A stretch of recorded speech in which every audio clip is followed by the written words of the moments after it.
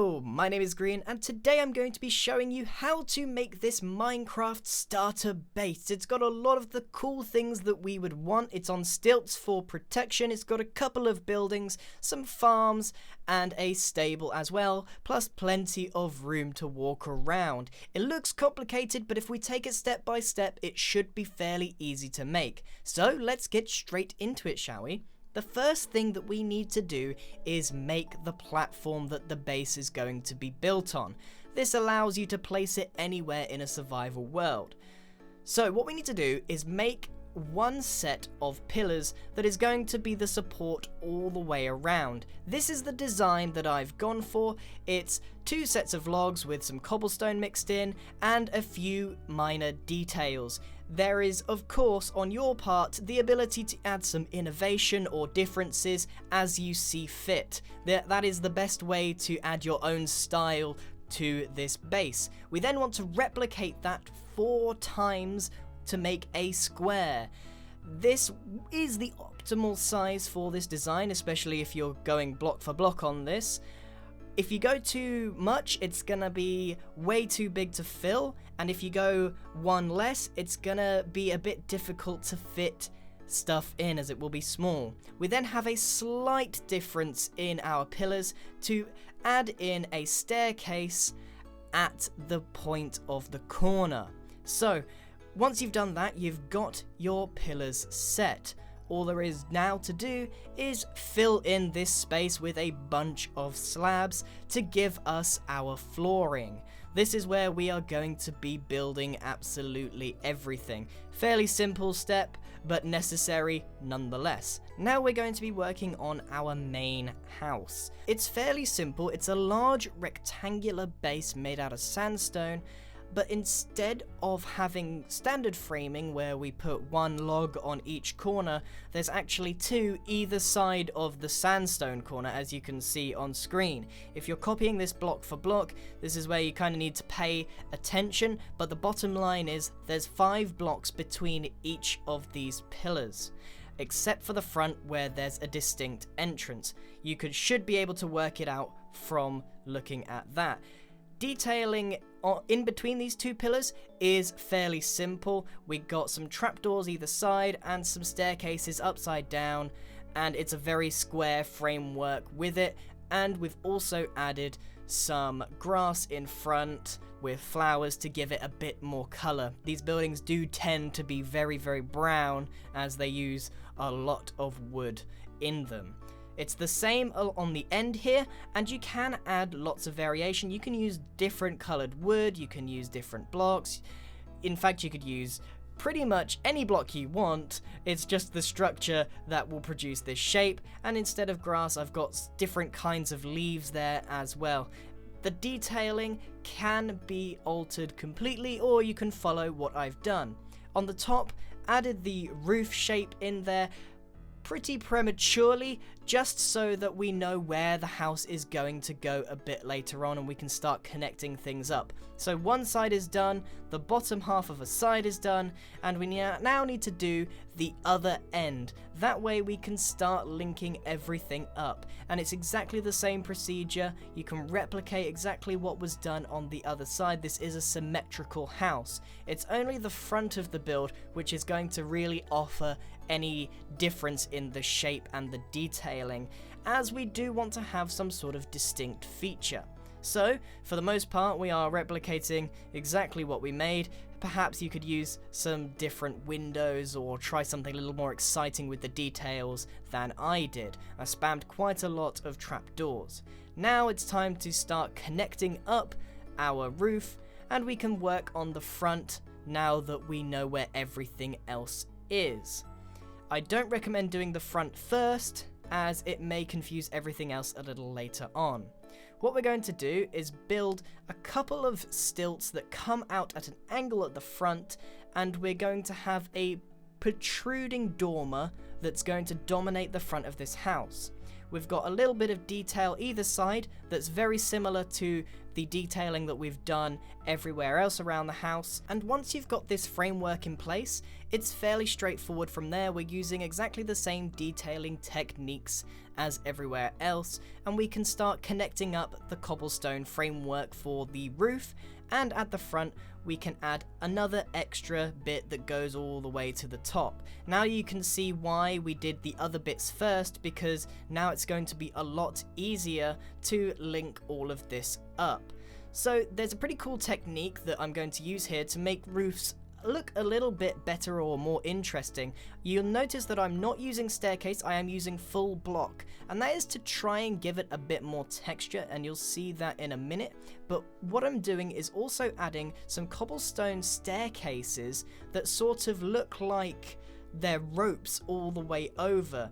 They sort of just give it a bit more texture and shape, or whatever. It just gives it more color, it breaks it up, and it looks more attractive in general. So we just need to do the same thing on the back here and connect up those cobblestone bits as well. It's completely just an aesthetic choice. I also added some slabs because I like things to look a bit more messy. If you prefer to have it a bit more uniform, then you can do that as well. I also added some very minute details, such as buttons and trapdoors, and some ferns in pots. The greenery really helps tie in all of these builds together. That little bit of colour does so much to a very brown and grey build. It really highlights and accentuates it. As you can see, it's a very simple house, and you could probably make this without any of the extra bits on its own if you wanted, but it's going to start coming in together with all the other bits we're now going to work on. We're going to make a second layer to our platform just to maximize the space. So we'll start by making a staircase. Make sure that you do it pretty far over to the right so that you've got plenty of space to work with. This is the awkward part because these stilts are slightly bigger and will not match up with the bottom. But to be honest with you, most people will not notice once the whole thing is completed, so try not to get too worked up about keeping everything symmetrical. However, if your OCD does trigger you on these, go ahead and put them straight on the existing pillars like I have on this side. It does mean that you'll have different sized detailing. Some of them will be consistently 5 apart, but some may be more or less. Either way, we want to create our second platform directly above, imitating what was below and filling it in again with some oak slabs. You'll see that I've raised up on the platform the pillars for our second building, and it is a little odd in shape. Indeed, it could be a little longer. I just made a design choice to make it a bit smaller. It is very similar in detail to the first house. Of course, we want to keep things fairly consistent. So we got some upside down staircases, we got some sandstone, but you are more than welcome to use a different palette altogether. It's fairly easy to make these houses, they are standard. It's all about the placement on the platform and getting that height correct. Over the doorway we've got another set of roofs that go all the way to the top, and again we're just making sure that we've got the framework for the roof, so it makes it easier for us to connect everything up with full blocks. And I'm also going to be doing that little cobblestone trick to try and break up that texture and make it look a bit more interesting. Building this house should be fairly similar to building the first one, and if you manage to do that, you shouldn't have much difficulty with it. The only difference being that it is higher up and it might be a little bigger on this side in particular, as it is not the standard 5 blocks. So there's a lot of room for detailing. As you can see, I tried multiple different designs before settling on this one, using some staircases just to create an indent for my detailing. At the front I added some more little details. You can totally go nuts on this and go whatever direction you want. I've tried to include multiple suggestions on mine so that you can kind of pick and choose what you like and you don't like. So as you can see, this house up here is a lot smaller than the first one that we made. And that wasn't really by design. What I was trying to do was balance out this build. If I had made the one on the top way bigger, it would have seemed very top heavy. It needs to be quite small, and I even had the idea of creating a chicken coop there so that the eggs could fall down as they are laid. So as you can see, we've got our two houses and it works really well. They complement each other and the sizes are just right. So we're going to add some spruce in here to make a little bit of a pattern to try and break up that continuous oak that dominates the platform. Underneath, because we've got a lot of space to work with, I decided to add a little stable. You could use proper blocks for this and make it too high, but I opted to have fences with some trapdoors on top, and then changed it to have some hay and some pathway in there as well, so it really makes it feel like the horse lives in there, and then tied it up because it could probably walk away using the hay. On the right hand side here, I decided to add a quick little farm. The only problem here is that the slab that the platform is made out of is only half a block thick, but the farm of course goes down a full block, so you probably need to cover it up with some more slab. It does make it thicker in places, but it's not really that noticeable. That's the main thing. I also added a farm on the top as well, but made it more shaped so that you can walk by fairly easily.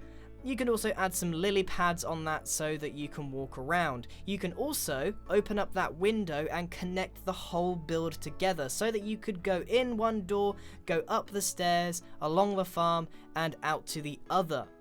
And that's pretty much it. We've got our larger house, which you might have all your main things, and then we've got our platform with some farms on it. We've got a little stable, and we've got a nice platform. If you added some fences there where the staircase is at the top, mobs can't get in either. It's a pretty defendable location as well, so you've got a complete base. I think it looks pretty awesome, and there's lots of opportunities for you guys to make this way better.